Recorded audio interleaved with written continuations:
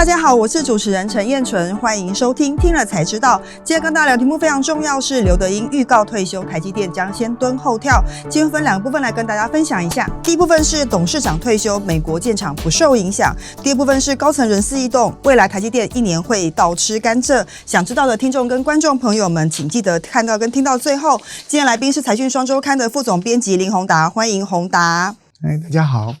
对，最近台积电的议题当然非常热了哈，包括就是这个台积电的董事长在2023年的12月19号以431字的新闻稿宣布了要退休这件事情。他当然是在股东会，在2024年的股东会之后要退休。那这一次我们大概就会很深入的来分析说市场的揣测跟公司的正式回应是怎么样。我想宏达这一次已经问到了台积电的官方说法，相较于外面各种揣测跟风风雨雨，我想有更正确的解读。那我们一个一个来谈这件事情好不好？就第一件事情是刘德音是被退休的嘛，这个应该是大家传的最多的，从很多字里行间来推敲说他可能不是自发性的，他可能是被迫的。欢迎您一起加入财讯的频道会员，支持最懂投资的财经媒体财讯，跟我们一起追踪政经局势以及产业状况，成为财讯粉丝团财团的一份子。或者你也可以针对你喜欢的节目抖内我们，让我们可以持续为大家带来更精彩的内容。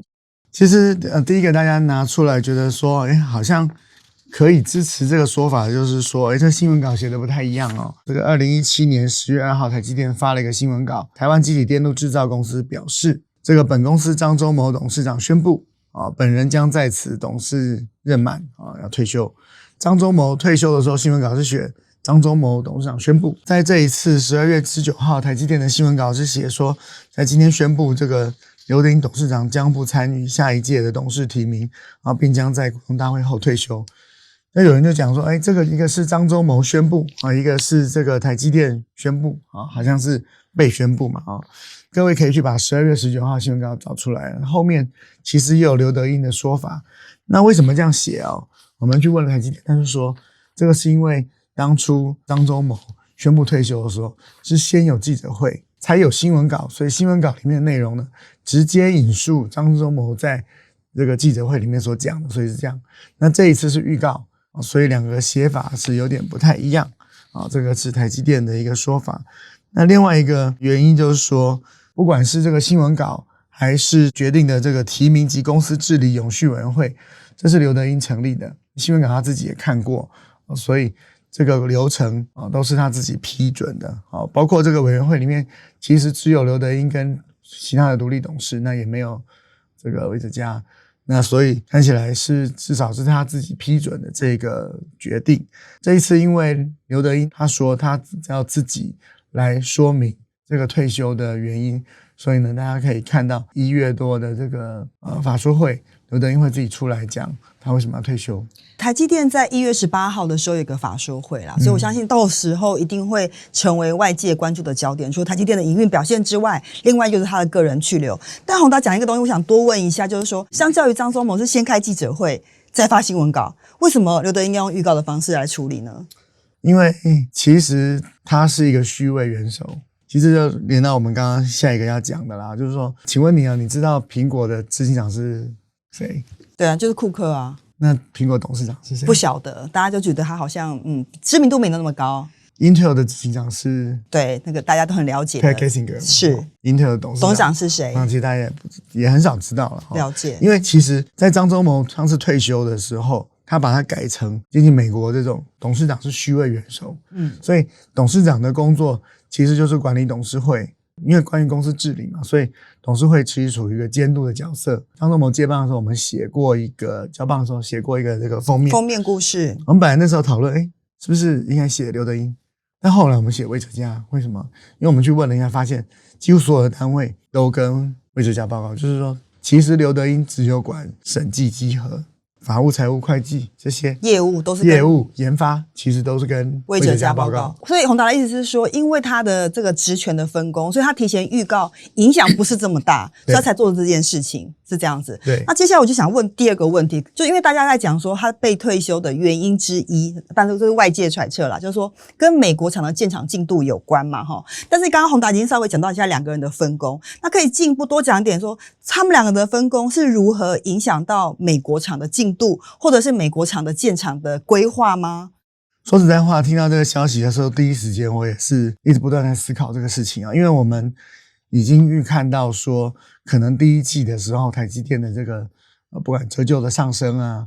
营收的状况啊，所以它可能会出现一个毛利率比较低的一个状况，就是挑战仍然还是存在的。所以确实大家对于这两个事情连在一起会有担心，但是我们透过采访去问得到的答案就是说，美国建厂它是一个长期的一个事情啊，你们把单季的事情把它连在一起这样看。美国建厂这个什么事呢？它其实是台积电先进制程，美国公司是最大的用户，它需不需要在美国提供先进制程的产能，这是台积电需要在乎的。第二个，它也跟美国政府这个协商，它要在美国建一个先进制程的厂，这个都已经承诺都要做了。另外呢，就是说外面很多人讨论说，盖厂的这个进度中间很多挫折啊，然后成本比想象中高啊。折旧如何影响到我们的成本啊，那是不是应该这个要有人负责，所以这个才有这个人事的变动？对，不只是负责，还说如果他下台的话，还可以改变这个计划，或者修正，可以重新修正，对对对，又回到这个分工来看了，这很重要。为什么？因为公司治理其实董事长还扮演监督的角色，那实际执行呢，不管是研发、建厂、这个采购、规划。还是由魏哲家的团队，那魏哲家也在董事会里面，所以如果说真的遇到困难，他都可以提出异议。所以每一次讲到台积电在美国建厂这个台积电的这个发言人的管道都会说，经过董事会充分讨论之后所做出的决定了解。我们看这个拜登典礼的时候，其实照片里面他都是就是魏哲家跟刘德音陪着拜登，所以你说只有拜登跟刘德音碰面吗？对，那也不是其实魏哲家也跟拜登碰面，我相信他也可以直接跟美国政府反映。所以如果因为单一的人的人事变动就说那个我们这个全盘要推翻的话，那可能会影响到这个后面你的这个互动，就可能会评估你的这个 credit。 了解。所以说白话一点就是说，事实上这个台积电的决策是一个共同决策，因为过去是双手掌制啦，所以你说如果美国厂有什么不如意的地方要刘德音自己来负责，说起来也不太公平嘛。那第三个问题也是我觉得大家也是很好奇，就是说能够让刘德音退休的人除了他自己之外还会有谁呢？大家都想说是不是这个创办人张忠谋先生啊，他是不是有一些指示之类的，所以外面也有这样的揣测。所以你问的结果是，对，这个第一时间真的很多人问这个问题，谁能让他退休？对，那但是我们当记者还是要去问嘛尽量就是问真的了解张忠谋的想法的人那就其实第一个，张忠谋退休之后他不去管台积电的运作了。第二个就是说，张忠谋跟刘德音退休的决策没有关系。这样子。好，那这样子就想要知道，那到底为什么刘德音要退休了？既然也不是美国厂的问题，也不是被退休的那到底在心里面想的是什么呢？其实第一个就是讲，就是说我们刚刚已经讲了，他其实只有审计单位，讲直接一点就是他的手上的兵其实不多了。其实他们分工是董事长负责对外，然后总裁负责对内。我们列了一个表。刘德音在他任内，其实他还是把这个台积电董事会做了很多新的改变。那以前的董事长，台积电董事长其实董事谁提名，董事长说了算。但是刘德音做了一个制度改变，就是由委员会来决定谁提名。那从公司治理的角度来看，确实刘德音是有把台积电的公司治理再往前推进的。接下来马上台积电要董监改选嘛。新一任的这个人选就是由委员会去产生，那这是刘德音的这个奠定的基础。那第三个，其实他往这个永续还有这个如何控管风险这个部分，刘德音做了很多事，降低对于碳排放的这个依赖，然后怎么样更有效的用电，所以他基本上是在建立制度这样的事情，但是能够替他工作的人很少，所以就我们的了解，就是他其实这几年工作的量也蛮大的。其实本来在当张忠谋交棒的时候，就已经预想到一个状况，就是其实魏哲家在争取客户在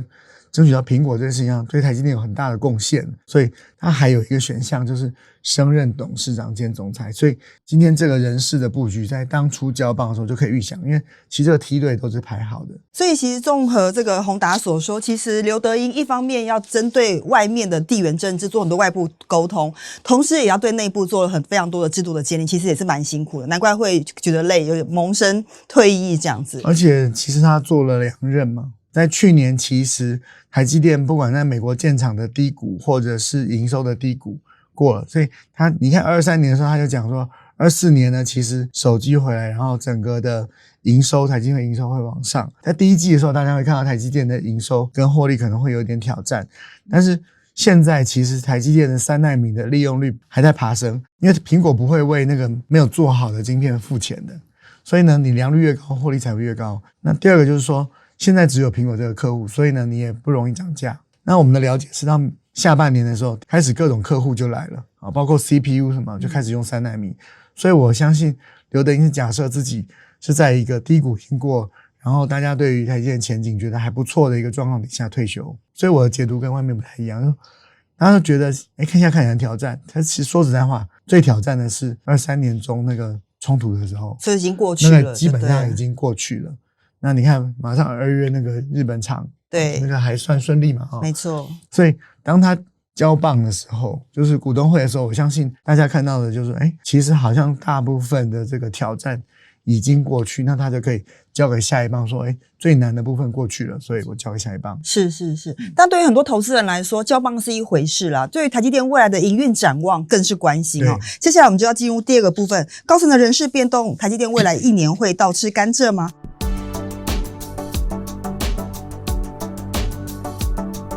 观察重点是第一个，就是说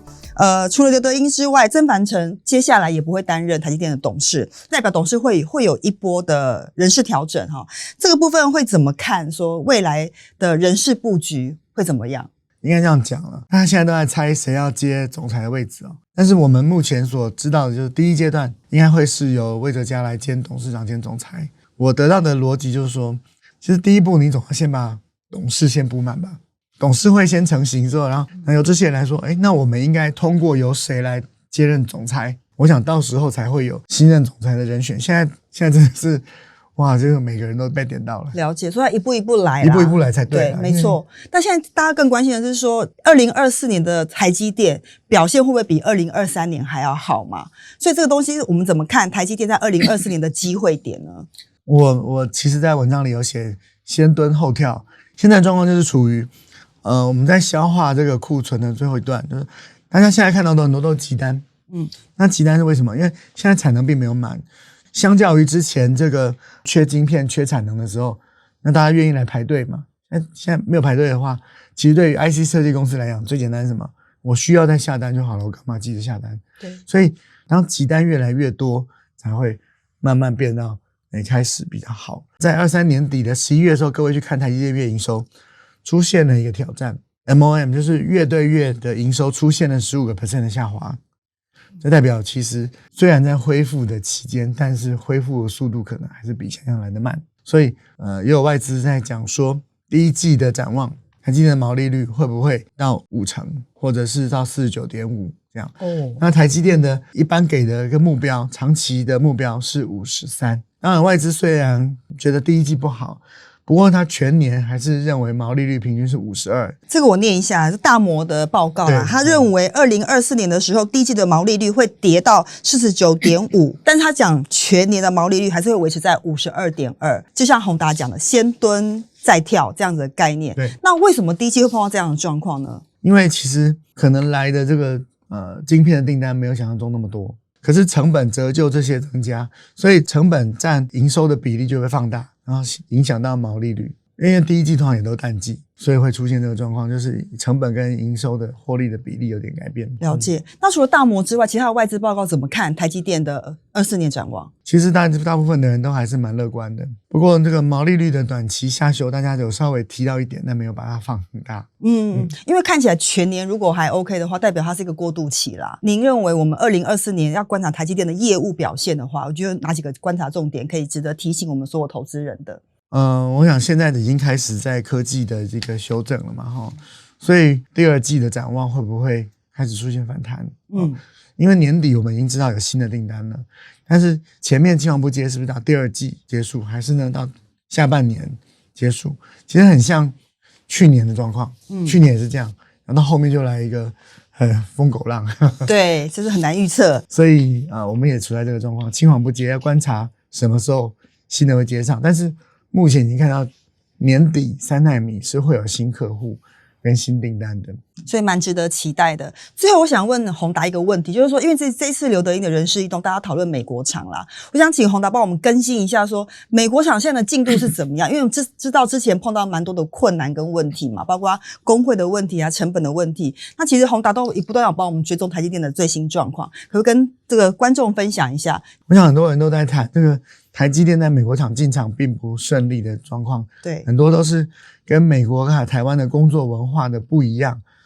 美国的工会，比如说很明显，比如说准时下班这个是美国他们工作的这种文化跟要求。但是我们在看美国方面，美国在地的这个报道，亚利桑那当地的人跟美国的政府其实关心的是台积电带进来的就业机会，因为其实说实在话，美国人在意的是除了技术之外，我还要优质的工作，好的产业要回到美国。在美国现在媒体里面讨论的很多就是你对我们工人的保护跟公安究竟做到什么程度。所以在年中的时候，其实美国的工会跟台积电其实有很多这个折冲抗议冲突。那到12月的时候，我们看到两边达成共识，就是可以继续合作，进场的进度可以加快继续推动。我想大家之前对于美国建厂是有一些疑虑，但是那是跟美国的劳动法规，台积电开始慢慢的学着用美国的方法去工作，慢慢接上之后，我想它的这个进度其实现在就是跟三星一样嘛，它就会慢慢的实现。